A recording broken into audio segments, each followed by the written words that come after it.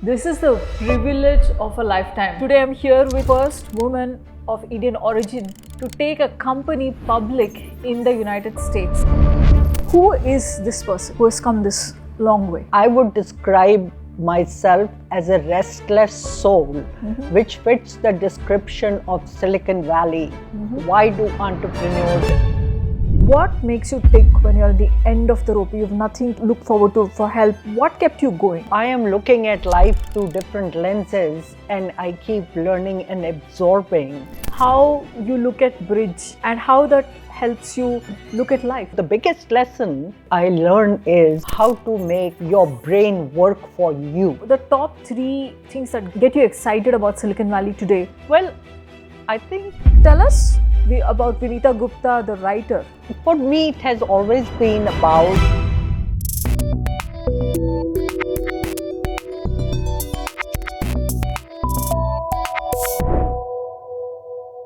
This is the privilege of a lifetime. Today I'm here with Vinita Gupta. She's a Silicon Valley legend who every other Silicon Valley legend would applaud. She's the first woman of Indian origin to take a company public in the United States at a time where being a woman in tech, woman CEO, everything was a stigma.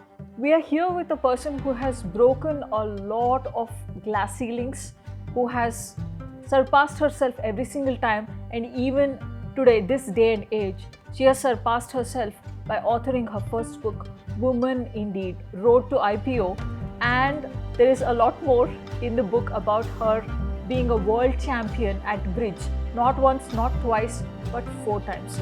Without further ado, let's bring on Vinita Gupta. Vinita, welcome to Ctrl Alt Podcast. This is a place where we bring in Silicon Valley legends and we unpack what made them so successful or what made them an integral part of the fabric of Silicon Valley. So, Vinita, tell me, who is the person sitting in front of me? You were the first woman to take a company public from the Indian origin in the United States. You look back at that, Vinita Gupta, and here you are. Next to you is your first book, Woman Indeed. If we can show the camera, the Woman Indeed, Road to IPO, Bridge Tables and Beyond. So that Vinita Gupta who took a company public, and this Vinita Gupta, who is this person who has come this long way?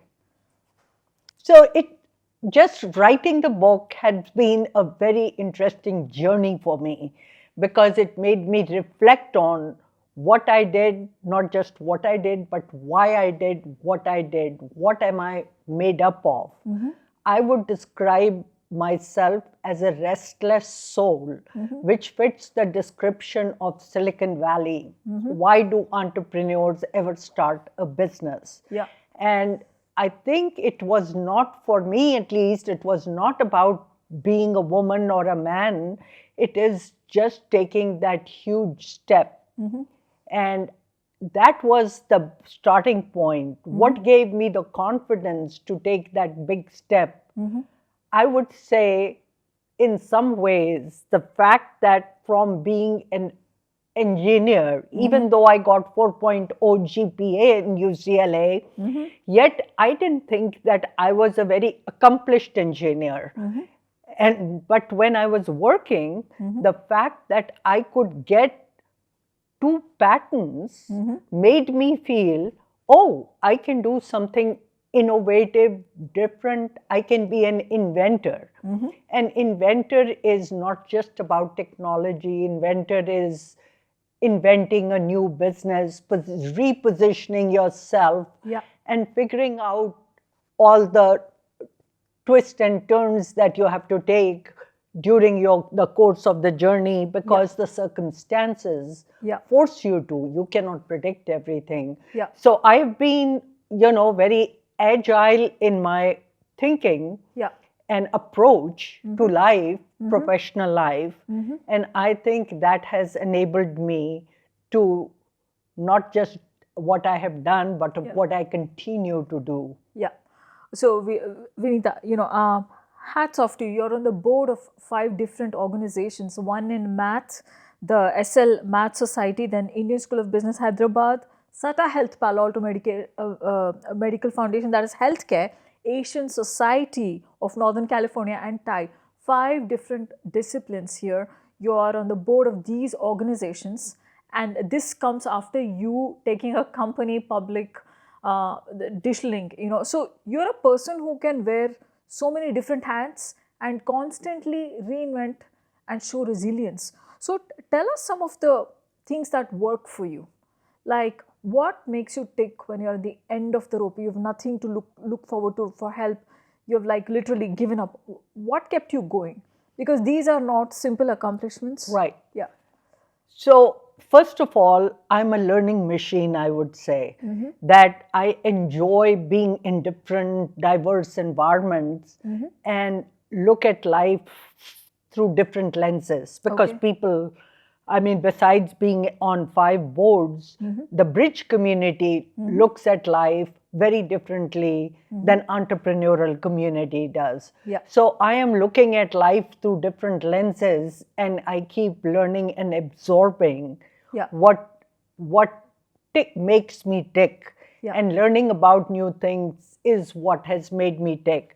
But being on the boards, I found that the perspective that I get respected for on the boards, because you have to contribute to a board. You just can't occupy a chair and just be a listener or just be a talker. You have to contribute in a meaningful way to the mission of the organization. Yes. And they can be different, but there is an underlying thread of that. Which has helped me and for which I get respected is I am the owner's voice in the room. Even if they are not-for-profit organizations, I look at the problem from the point of view how a owner or major stakeholder would view the organization as, and ask appropriate questions which make management think how to solve the problems. Because it's not the board members' responsibility, charter, or duty to solve problem, but they can ask the right questions to make management think so that they go in the right direction. And I have been able to do that and contribute. So being a CEO and effectively owner of a public company, because I was the largest shareholder, always made me think what is right and what is wrong for the business. So I think that got ingrained in me, and that has become very handy when I serve on all these boards. Amazing. Ma'am, you're the 4-time world champion in bridge. I mean, I've never seen a woman. You're 75 and you're giving tough competition to bridge players all over the world. Tell us how you look at bridge and how that helps you look at life. So, bridge has been an incredible journey for me. I've been now playing bridge for about 10, 11 years, competitive bridge at the highest levels. Yeah, it's pretty recent. Yeah. So I was Johnny come lately to a sports. It's a mental sport. Exactly. But was Johnny come lately to the sport after crossing 50. In fact, I had crossed 55. So it was like learning tennis, which is a physical activity. Your mind supposedly is not as mentally agile.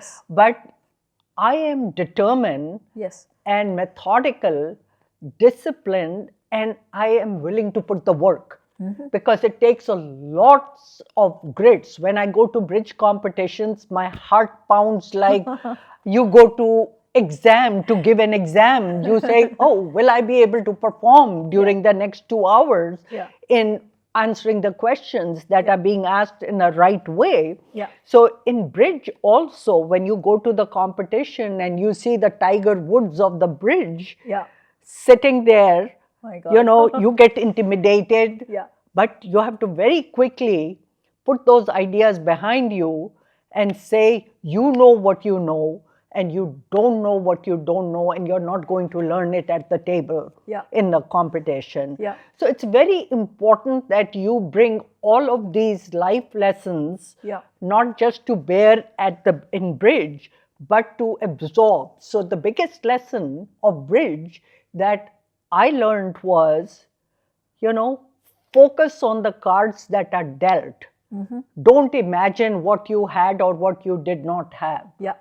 And another very simple lesson is, don't fight yesterday's wars. That means the hand that is over is gone. You can't do anything.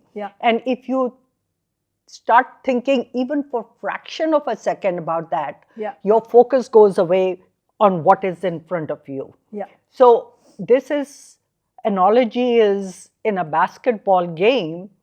If you're thinking of the basket that you missed, that doesn't help the next basket at all. In fact, in a reverse way, because mind plays havoc with you. So the biggest thing in bridge I learned is how to make your brain work for you. And how can, human beings haven't been able to understand that for decades or thousands of years. They are trying to understand. Maybe they have made progress in the AI, but that's a separate topic. But that's what it is all about. It's a mental game, the toughest mental game that you will play, and a hand gets over in 7 minutes. So you have to figure all that out in 7 minutes, flush your thing of the past hand, and get ready for the next deal that gets dealt. So amazing. Great lessons. When you talk like this, when you describe grit and your hacks for success, I just feel you fit right into Silicon Valley. Let's talk about Silicon Valley. You've been here. This is literally the home which defined Vinita Gupta. So Silicon Valley from 1985 to 94 saw you as a CEO. After that, you are the better half of Naren Gupta. You've seen so many startup investments as part of your life with your partner, and then you're a 4-time bridge world champion and now an author of the book which guides people how to survive and thrive in Silicon Valley and beyond. Tell us the top 3 things that get you excited about Silicon Valley today. You've seen so many technology waves. You've seen the mobile, you've seen the internet, you've seen AI. What are some of the things that get you excited? Well, I think what is exciting about Silicon Valley is that despite the odds, people keep starting companies. And what lights the fire, what keeps the fire burning throughout so many decades that Silicon Valley has been in existence and thriving and changing the world. I mean, we do a lot here, which is exciting, but it also leaves behind a lot of ashes because 9 out of 10 companies do not succeed. So it is a place of high burn rate. Burn rate, not people get burnt out. Fortunately, they don't. They just get re-energized and do something more profound, more useful to themselves. They may not build a bigger company, stronger company, but they keep moving in life. So it's an energizing effort all the way. So this is what I would describe Silicon Valley. And one of the reasons that I wrote my memoir is because Silicon Valley stories like mine really don't get told, not enough.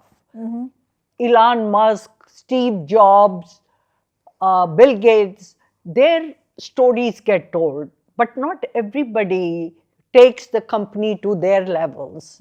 So, but there is a lot of underlying theme which is so exciting, and this is what creates people like Steve Jobs or Elon Musk. They may be natives, or they may come from South Africa or India. We all find the energizing pill here. I will call it power palette of Pac-Man, the game, the video game, that we all get energized. We drink our own Kool-Aid, as they say. So that's what Silicon Valley is about. I would urge everybody to experiment starting a company because the learnings are so great. Yeah. Despite your success or failure, doesn't matter. So Vinita, what are the founders that get you, like who get your attention, who you like, who you look and say, wow, this is the founder I would bet on in Silicon Valley in today's day and age? Who are the winning horses? Like, who do you think you would put your money on? Well, I think if I look at my journey to see who I was as a founder and what I was able to accomplish, I was nobody. I was unproven. I was an immigrant. I was, one can say, I was a woman on top of all that. Yet, I was able to attract people to my company. What made me tick, Yeah. or what I had to sell Yeah. to others was my authenticity. That's all I had. I had no money in my pockets to offer them. I had no proven background. So how do you build a company? Today, people look at Indians and they say, oh, he is a founder of a company, so there is nothing new. But at the time I started, Indians were not starting companies, period. Women, even less so, because, I came much later on, but there were handful of Indian origin men who had taken their companies public. So it was a very different environment, but that's what you look for in a founder, like the authenticity. yeah, I look for authenticity. I said, you can tell your projections really don't matter. The fact that you can dream big, you may start small, but the fact that you can dream big, and I'll give an example of that. If you go to raise money, first round, second round, whatever, from the venture capital, they really don't pay any attention to your projections. If you give this level projections and you perform here, it sort of is expected. Yeah. But women tend to be very conservative in their projections, and that kind of comes across in whatever they say, however they present themselves to the investors. So I think women should be bolder in imagining big. It's not like they are faking it, but they are giving themselves a possibility that I can reach here. More. Yeah. So these are women of today's day and age you're talking about? Even today you see these trends? Yes, the cultures don't change overnight. It takes hundreds of years to change. So women, we still raise our girls a little bit conservatively, is how I would put it. I think it is changing, but it hasn't changed enough. Wonderful. So Vinita, here your this copy. I want to flip through it. I loved your blogs. I went through your blogs. You're an amazing writer. I do want to hear about a few stories from this book on this podcast. But before that, what made you become a writer? Like, how did you develop your writing skills? You can't write a book overnight. Like, I work with so many people who've been wanting to write a book. It doesn't happen. This is an amazing feat. So tell us about Vinita Gupta, the writer. Like, how did you develop yourself into a writer? This is really high quality writing. I've read excerpts. I've read your blogs. You're not a hobbyist writer. You're pretty much very professional. So how did that journey come about? So for me, it has always been about putting myself boldly out there. So if I'm expressing in my blogs any specific thought, it better be well thought out. What do you mean by well thought out? Explain. Well thought out I'll take the last thing first. Recently, I wrote a blog on authenticity. Yeah. And I started thinking deeply my experience in getting to authenticity. Right. And we can talk about that later. But it starts with me. You talked about the book. In the book, I describe price of a candy is a chapter where I was, as a child, I stole money from my mother to buy candies. So I didn't start off as a truthful person, but it shaped me back in India. But from integrity to authenticity was another big step for me. And America gave me that platform to do it. It's the culture. I call it, Max Eber wrote a Protestant Christian ethics, or in which discipline, hard work, and your trade being your calling. That means you do something because that is your calling. They gave a spiritual background. We all, our cultures are shaped by the spirituality. So Max Eber, who was a sociologist, I believe, an economist and sociologist, he gave this, and that's when the culture in the Western world changed from Catholic to Protestant. It was Protestant Reformation, that's what they call it. So that was embedded when I came to Silicon Valley. At that time, there were very few non-white American engineers in the Valley. So, but I saw how hard they work, how deeply they thought. And they were not working for the paycheck. They were working because they believed in their work. And this is what has formulated me, matching the two cultures. In this process of my describing, I have actually lost track of your original question. No.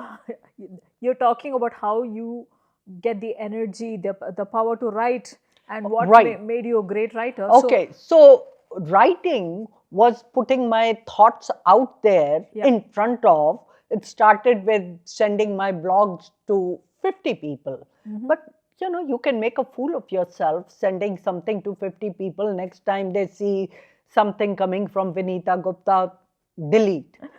You know, they don't read it. So you have to build it slowly over a period of time.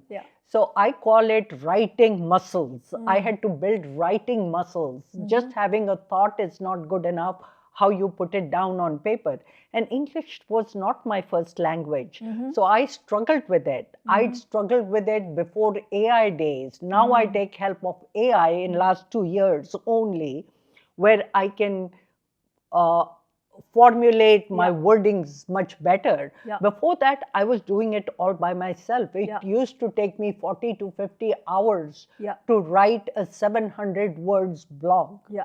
So this is how I built myself. Anything, a discipline, every month the blog was written no matter what happened in my life. So I would be on vacation and I would say, oh, it is approaching 28th of the month, I need to get my blog out. So it didn't matter within the frameworks of month when I published it, but it was published within this. And I've done that for 9 years in a row. I've not missed a single month. Amazing. And that culminated into, okay, what is the next thing? Now I've built my writing muscles. I think I have material that I can write about. And then what shape will it take? And I did seek help in writing the book. I hired a writer who helped me draft something, but it's my memoir. I either wrote, edited, or reformulated it's your every vision. thought, every sentence of the book, depending on, so that it has my voice in it. You can, holding that thought on, your stories, personal stories are captured in the book. So I do know you talk about your mother and her influence in your life. Do you want to delve a little bit into how she was instrumental in making you the person you are? Yeah. So, you know, we were 3 girls in a family, and I'm talking of early 50s and 60s. In those days, if you are Indian parent with just daughters, Yeah. that It was not good. was not a credit. In fact, my mother was the one that people would taunt that, oh, she doesn't have a son. So my mother somehow, we heard those, so it's not like I was unaware of it. You see it in movies, you see it, the culture is prevalent, was prevalent in those days. But my mother somehow was a very determined person herself, perhaps, and she decided that her girls are not going to be any less than anybody. So she pushed us. And, you know, children always rise to the expectations of the parents. So I wanted to please my mother. So it wasn't a grand plan, but I wanted to be the favorite daughter of my mother, just like you try to be the favorite student of your teacher. Yeah. So it was all about, you know, I think I can be as good as the other two daughters or better. Yeah. So my mother expected a lot from us, and we all became working ladies, even though she did not work outside the house, even though she was college educated with a degree in English literature in those days in India. So she was educated, but that was not the trend, and she did not work. I know excuses why she didn't work, but she didn't work. Yeah. So you came by yourself to the United States, and then how was the culture shock? Like there you were in a conservative Indian family, you know, 4 women in the family, and here you are dealing with a male-dominant society, and you're in a situation where you are the only woman who has a seat at the table. You're dealing with a boardroom of men, or you know, even the STEM education. It was very male-dominant. How was the culture shock for you? Well, the cultural shock was very okay. I came from a very segregated environment where young men and young women did not intermix in colleges. Okay. So when I came here, that was a big shock. Yeah. That, oh, you know, they are necking, kissing in campuses. And here we were, you know, don't look at boys. So I had to kind of establish myself in that.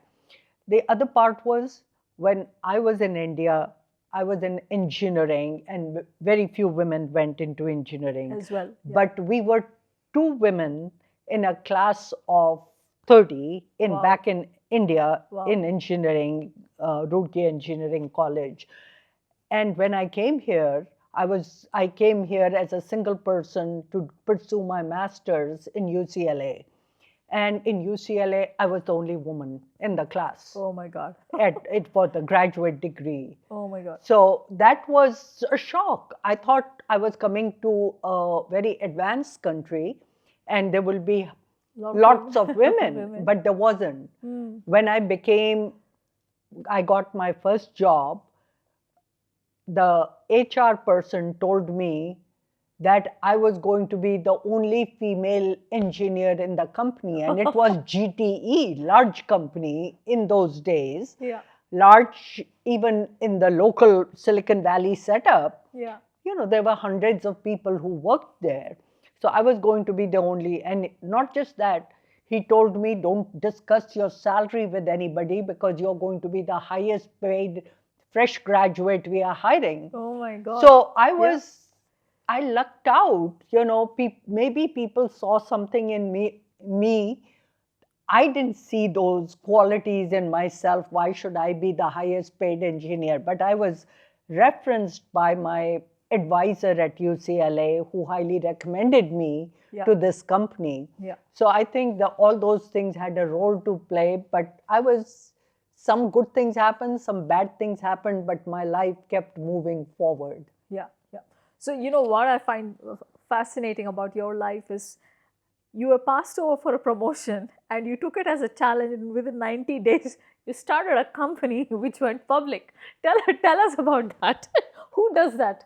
Like when you get passed over for promotion, you feel sad, or you change jobs and then you started a company. So how did that happen? Well, it was a very successful company with an IPO and all that. But, life is all about how you feel here. Okay. And take an action. Yeah. So sometime it is done in retaliation to something. Sometime it's done because the fire is burning inside you. Yeah. For me, the things that came into play was, I was on a very fast moving life after I came from India to the US. UCLA. I finished my in 1 year. in what's the 9 story? months. I Yeah. finished in 3 quarters. I finished my master's How program. did you do that? Usually it takes 2 years or at least 18 months, right? Well, I mean, I don't know. Maybe Indian education system, Roorkee prepared me to sail through the courses more easily, or maybe I was determined because I wanted to save money. Because money was a big deal. I wasn't getting scholarship. So paying non-resident tuition fee at UCLA every quarter was a big deal for my parents because I was using their money. So there were a lot of underlying factors at play why I finished the education. In 9 months, I finished my master's at UCLA, and I was very determined. Like I said, I got 4.0 GPA, and I said, yes, that's the least I could do, because that's what was expected by my parents out of me after they spent so much money. I feel obligated that I should put my best foot forward. Yeah. Then I find a job. Then I find a husband. I get married, and I have a job. Through him, I got my working visa.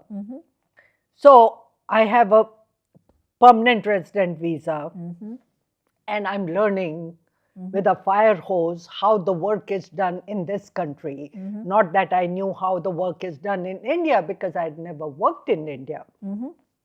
So I am in this valley in a new culture, learning professional ropes, trying to move myself ahead.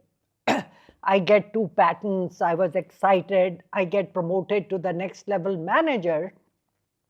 Now I have been a next level manager for 3 years.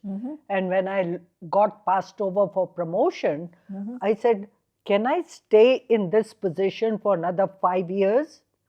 And the answer was no. It looked too static.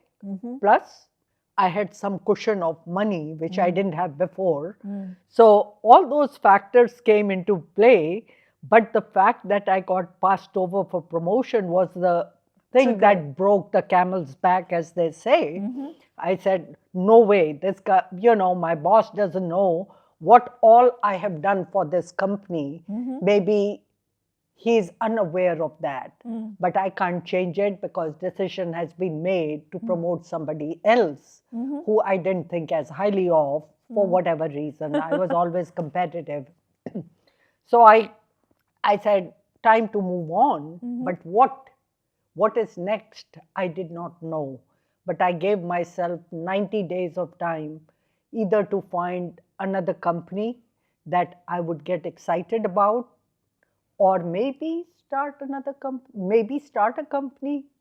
And then the person who became my partner, with whom I started the company, he came to my farewell lunch at my company BNR that I was working for, and said, well, if you ever think of starting a company, give me a call. So this is how the seed got planted. And because he suggested, it gave me the courage to start. Yeah. So Vinita, let's look at the arc of the book. You cover the book in 3 phases of your life. You want to talk about what these phases are, which you refer to in the book, and then what we can expect, what the readers can expect. I think this book entails my large journeys of life, which have really taught me stuff. Okay. So far we have talked a lot about Digital Link, the company that I started, took it public, and all that. the company's good times came, IPO was possible because internet market took off, and my product was in internet space. We evolved the product. We had lot more aspirational products, bigger products for internet market by that time. By the time we went public, but then we went public in '94. 6 years later, internet market collapsed. The bubble burst, as they say. .com collapsed. And at that time, our biggest customer, WorldCom, went out of business. And handwriting was on the wall that, we may or may not survive. Unfortunately, we did not survive that after me working hard for next 5 years to revive the company. So it wasn't like I wasn't easily giving up on anything in life. So I tried very hard, but that made me fearless and bold, because every morning I would come to work knowing that there was a smaller chance every month, if not every day, that we could resurrect ourselves, because we could see what was happening around us. All our competitors, and Valley was going through a major setback. So after Digitaling chapter was over, I had to pivot myself. It took me almost like 8-9 years before I found Competitive Bridge. And what was exciting about Competitive Bridge was it was the competition. Your enemy is sitting on the same table. All you want to do is play a better game than they are playing. How do you get yourself better? How do you exercise all the lessons that you learn about how to play bridge? Because it's a game of probabilities and techniques, but also agility of mind. So I had to teach all those things, get them more incorporated in my psyche in order to win the tournaments that I won. So that has been the third part of the book is my journey with my late husband Naren Gupta, who also had a company, and if he was alive, he would totally disagree that I was the better half, because he thought he was the better half. We were two strong heads, two fiercely competitive people, too much control freaks, I would say, under the same roof. So it was a challenge, but it also made us better. So those are the three aspects. He's called the gentle genius, is that right? Why is he called the gentle genius? Is the name, I read that about him. Do you agree with that? Well, I don't think so. I don't think he was so gentle, but as an entrepreneur, which he was at heart, and in actuality, he became a VC later on, you have to be gentle in your approach at times, and you have to be fierce in other times.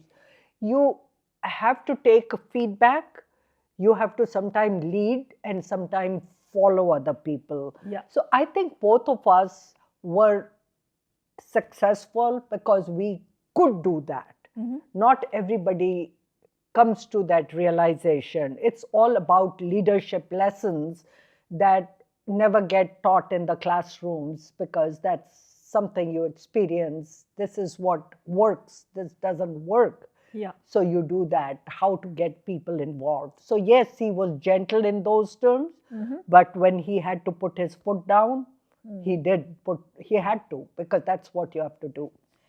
So you've seen the VC world in Silicon Valley. Your own husband was a VC.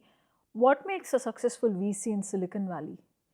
Like, I know your personal take is, skip the hype, build legacy. Even in company building, that's the approach you took for your own company. 9 years into making the company public, you did not give up. You stuck on, you made sure that your decision was not wrong walking away. So you are not a person for hype. Silicon Valley is a lot of hype. I know, I've lived here enough to know that. But to become a successful VC, what is required Okay. in Silicon Valley? Yeah, I think having a entrepreneurship experience is a big asset, because then you know not just what can go right, but also what can go wrong. Because in companies, so many things go wrong, Yeah. which you can blame it on the market, but the buck stops here. Yeah. So they know that. So I think he was helped by that. He was more of a visionary VC because of his experiences. And even if you look at people like Mark Andreessen, who's become a big venture fund, he started a company. So he knows what it takes to build a company. So that is a big plus. One thing that is not so clear to people about venture capitalists is that venture capitalists going in know that 1 out of 10 company is the one which has to make up for all the lost money in the 9 companies. Right. However, an entrepreneur bets all his or her money, life on one company. Yeah. And that is a huge difference, because he dreams, lives through that experience. While we see they write off, for them it is, they help you in the beginning, but when they see that their efforts are not yielding results, they can give up on you. But an entrepreneur doesn't give up on himself or herself. So that is that's what VC money can do. The other thing, when I started my company, it was very hard to get venture capital funding. Yeah, back in the day. Yeah. In those days. And when it came, came in the tranches of $500,000, 1 million, or 2 million. Yeah. Not 200 million. Yeah. This is how the companies now get funded. Yeah. But the expectation, 9-year, 10-year mark is not unreasonable expectation even today. Yeah. If a company goes public, there are a lot of steps, a lot of other ways of exiting companies now. But at the time the company goes public today, they are over $500 million in revenues. When Digital Link went public, we had $35 million in revenues in 9 years. Wow. So at that time, it looked huge. Yes. In today's scenery, it looks minuscule, but it still takes a long time. And I think that's a good thing that has happened in the venture capital, in the entrepreneurship system and venture capital world. They give a lot of money, but they are patient in investing, because companies are not built overnight. They take a long time to build. Yeah. The hype that you talked about in Silicon Valley is very different than the reality of Silicon Valley. I think one has to take a step back and do a reality check. Things don't happen as fast. Things go wrong. There is a lot of crash and burn. But like I said, the fire in Silicon Valley keeps burning, because there is lots to it than just talking about money. I think there is too much talk about money, and no entrepreneur that I have known starts a company to make money. There are better bets. You can go to probably Reno or Las Vegas and bet. Gamble. No, amazing. So one question I want to ask you. You talked about Vinita, the entrepreneur, Vinita, the board chair, Vinita, the author, Vinita, the world champion in bridge, Vinita, the better half. Who is Vinita, the mom? What is she like? Well, one thing we haven't talked about is Vinita, the mom. Yes. Should I ask your daughters or should I ask you? I think that is a great question. Uh, I am actually so proud of my daughters. Naren and I used to talk about, we raised our daughters in this home, and there was all the modern conveniences and help that we had, and we worried that we were not raised in this kind of an environment. What would motivate them to try to do something with their lives? Yeah, you and Naren, of course. Yeah. So we constantly worried about it, is the best way to put it. We didn't know what we could do because we couldn't take away what we had around them. So they became, fortunately, very meaningful, purposeful, authentic, hardworking women. And they both work very, very hard, not just hard. One of them has recently decided to take entrepreneurial path. Wow. We'll see how it comes. She is only 33 years old, about similar age as Naren and I were when we started our company. We were a few years older, but not much.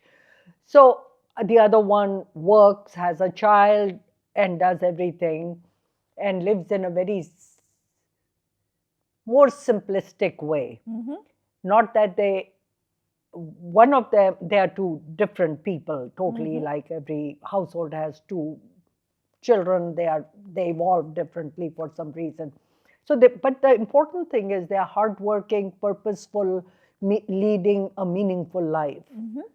So that is what we haven't talked about. The fact that I could enjoy both a personal life and professional success. Yeah. You know, I can look back and say that I was lucky to be able to do that. Yeah. But my daughter, whom I talked to last night, she said, "Mom, I don't think you should have done what you did." As you were saying, that she thinks that pain that I went, she saw the pain also. So to just say that, oh, I could do everything and I did it easily, is not true. Yeah. It came with a price. It came with a lot of hard work. Yeah. So you're a person who believes in long-term legacy, and that's how you pretty much led your life. I think there is value to giving, and when you give, then your own problems look smaller. Yeah. Whether you're giving to your daughters or you're giving in to your employees, or thinking about them, or you are doing for your husband. The only thing I tell women is, do expect more from your husband in terms of housework. You know, we don't ask them to do enough housework. I didn't do that enough, I feel, in my marriage. Okay. Well, that's an amusing thing. Maybe I will show this segment to my husband, and he will realize, what I'm trying to get out of him. But that being said, this has been a fascinating conversation. Ma'am, I do have to ask you about what you think about IITs. This is a question I cannot walk away from because you're a distinguished IIT alumnus. You've been conferred several awards for your achievements. And what is it that IITs do differently that makes them so successful? And what would you do to change the IITs of today? Well, I have a lot of thoughts on IITs, or my experience with the Roorkee, which became IIT after I left it. Yeah.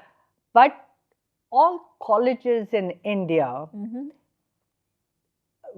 technical colleges of the reputation of Roorkee University or IITs that time, it was the process of getting in was so difficult. Yeah. They both had entrance exams. Roorkee that time had its own entrance exams. But in order to get electronics and communication, you had to rank really high. And the rigor that was expected to get into IITs is very hard. Similar to why do people from Harvard or Stanford or MIT do so well? Yeah. Not because these, that's my view, not because these schools are good, because the students are so good. Yeah. Yeah. So I think that is a short answer to why IITians have done so well. And they continue to. They continue to do It's a because shift in their life. yeah, it has become even tougher to get into IITs compared to my time. Yeah. So the number of applicants and selection process and all of that. What IITs can do well or do better is they don't give you a well-rounded experience. Like, you mean like they do in the US? Or are you thinking about a whole new way of education system which does not exist? I think I'm talking about especially technical colleges of India. They teach you very well the technical discipline, Right. but they teach you nothing beyond that. If you look at this country, one might say that it's easier to get into Harvard than to get into IIT Delhi, which is considered the top-notch IIT of India. But Harvard gives you opportunities to play some sport, excel in some sport, to be out there as ambassadors of and talking to people. So there is it's a more life education that they focus on. IITs are just very focused on one thing. Roorkee was a bit different. Because it was not IIT yet, but still it was a great college. Even today, Roorkee came from the roots of being first engineering college of India, and was established by Britishers. So there was in our cafeteria or mess, as we used to call it, there was a dress code. You just couldn't walk into your pajamas in there. So there was a discipline that was instilled in different places. We used to have a discipline marks that if you did something in violation with the discipline of the university, not dress code violation, but more serious violation, which one of them I cover in my book is I caused a strike in our mess because the food was so poor and they used to charge us arm and leg. And we had a suspicion, which was unconfirmed, that the people who were running the organization, the cafeteria, were basically selling the food away, whatever it was. I found enough cause to, and because I was leading a strike, the dean of university came and threatened to expel me from the university because of that. So, there